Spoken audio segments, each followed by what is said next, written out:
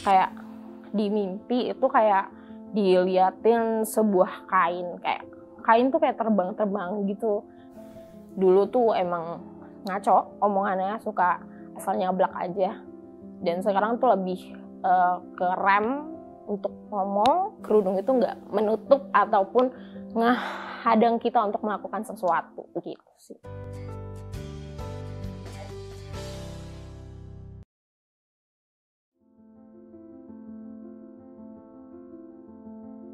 Hai semuanya, nama aku Sita, umur aku 23 tahun. Saat ini aku lagi kerja di sebuah perusahaan swasta, dan aku juga handle bisnis yang aku pegang, musik entertainment, dan freelance untuk konten kreator TikTok. Menurut kamu hijrah itu apa sih? Kalau menurut aku hijrah itu mungkin perpindahan dari hal buruk menjadi yang lebih baik lagi gitu. Apakah kamu merasa bahwa kamu telah melakukan hijrah? Kalau dari aku sih kayaknya belum terlalu gimana ya. Kalau sebagai manusia itu kan pasti belajar terus menerus. Jadi nggak melulu untuk saat ini gue udah selesai, udah hijrah nih, udah sepenuhnya hijrah. Tapi kalau untuk saat ini aku sih belum. Tapi terus mencoba untuk menjadi lebih baik gitu. Apa titik balik yang membuat kamu mantap untuk berhijrah atau memperdalam ilmu agama? Oke. Fokus dari diri aku juga sih untuk hijrah itu lebih ke aku menggunakan kerudung gitu ya. Jadi kalau cerita singkat untuk aku pakai kerudung itu di tahun 2018. Jadi aku itu seorang atlet cheerleader yang dimana aku jadi flyer center utama untuk sebuah show dari cheers itu sendiri.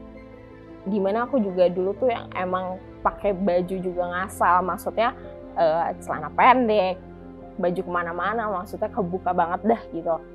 Nah di situ aku perjalanan untuk menuju ke pakai hijab itu aku kayaknya dapat hidayah lah dari Allah.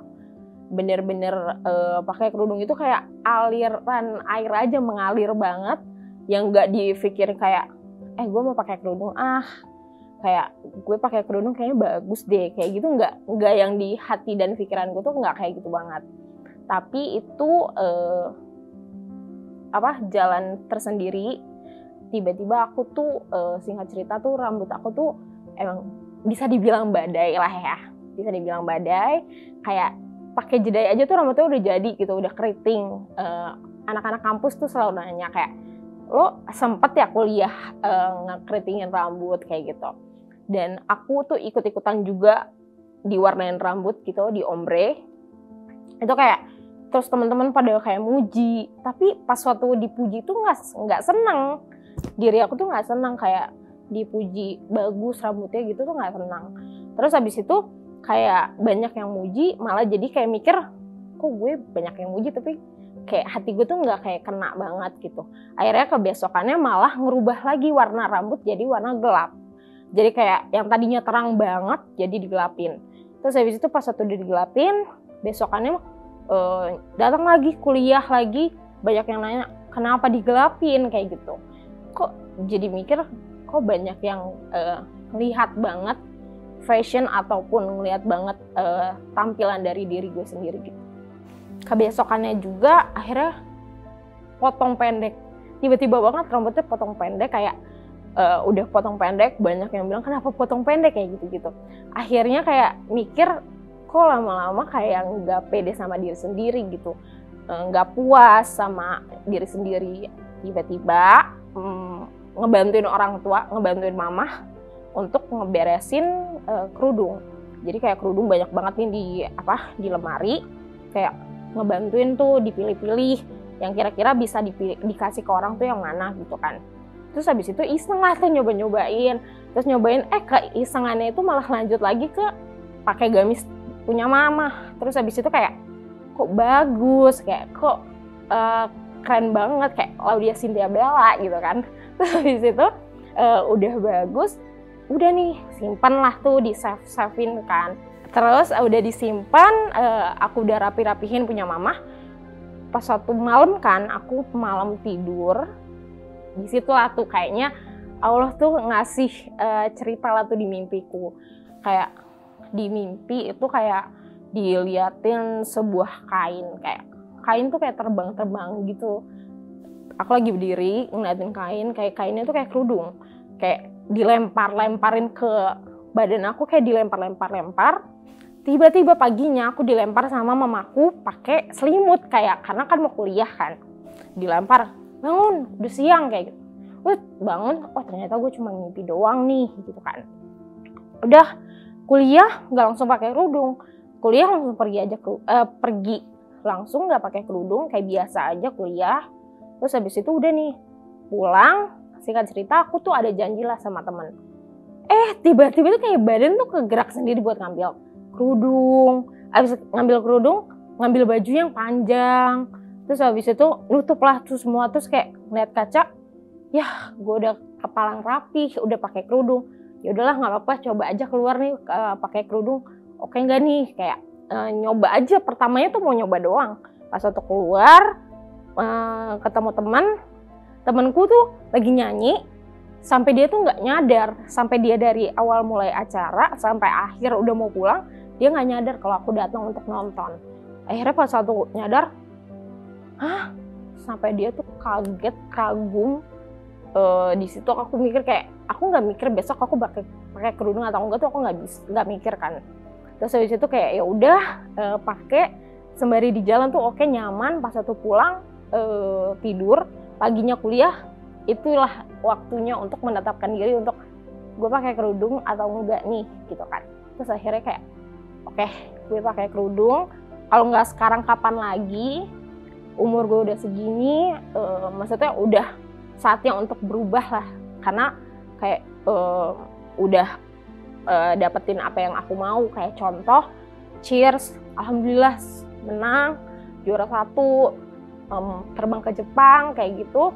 Kayak ya udah sekarang pakai kerudung, lanjutin aja. Terus mamah juga support banget, senang banget ngeliat aku pakai kerudung. Ya udah, jadi hijrahku di kerudung itu kayak gitu sih ceritanya gitu.